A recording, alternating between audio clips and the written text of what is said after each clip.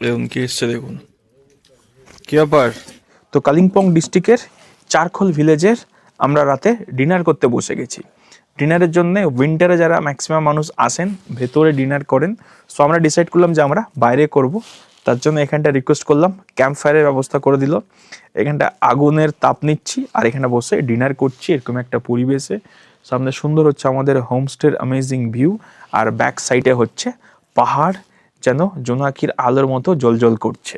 ভাত অথবা রুটি যেটাই কমফোর্ট আপনি নিতে পারবেন, সাথে ডাল রয়েছে, একটা এখানে ফুলকপি আলুর একটা সবজি রয়েছে, চিকেন বাবা অনেকটা কোয়ান্টিটি দিয়েছে, দুজন আছি আমরা, এরকম সাইজের পিস আছে, 5-6 পিস তো আছে। রুটি আছে, এখানে হচ্ছে মশলা পাঁপড় আর পেঁয়াজ লঙ্কা আর হচ্ছে লেবু। দুপুরের ফিশ থেকে রাতের চিকেনটা কিন্তু বেশি ভালো হয়েছে। আমরা লাঞ্চ দেখিয়েছি, স্ন্যাক্সও দেখালাম, আর এতক্ষণ ধরে ডিনার দেখালাম। সকালে থাকছে ব্রেকফাস্ট এবং এত সুন্দর একটি প্রপার্টিতে থাকা, তার সাথে ঘোরা তো রয়েছে। আমি নাম্বার শেয়ার করলাম, যদি আপনারা আসতে চাইছেন কন্ট্যাক্ট করে আসতে পারেন। আশা করছি আপনার এক্সপিরিয়েন্স কিন্তু বেশ ভালো হবে।